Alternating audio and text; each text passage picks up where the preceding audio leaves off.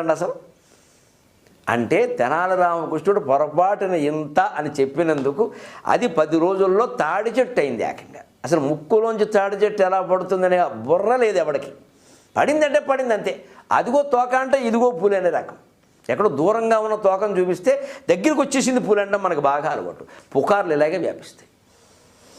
చివరికి రాజు స్వయం అయ్య బాబోయ్ నేను బతికే ఉన్నా, నేను తిరుగుతున్నాను విడదుంపదగా నా ముక్కులోంచి తాడి చెట్టు పడ్డం ఏమిటి, అసలు ఎలా పడుతుంది, ఇదేమిటిది అని ఆయనకి తలనొప్పి వచ్చేసింది. నిజంగా వచ్చింది రాజుగారికి. తెనాలి రామకృష్ణుడు తలనొప్పి నటన, ఇది నిజం.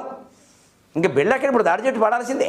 కనీసం తాటికాయంత బెళ్ళ లోపల పడాలి ట్యాబ్లెట్, లేకపోతే తగ్గదు. ఇది కూర్చుంది. ఇప్పుడు వెళ్ళాడు తెనాలి రామకృష్ణ. ఏమిటి రాజుగారు అలా గుడ్డకట్టేశారంటే, ఏమిటన్నాయే బాబు ప్రజలు విచిత్రంగా ఉన్నారు, ఎలా వ్యాపించిందో తెలియదు ఈ మాట, నేను నా ముక్కులోంచి తాడి చెట్టు పడింది. అదేమిటండి నేను మా ఆవిడకి అలా చెప్పలేదే ఇంత అని చెప్పా అన్నాడు.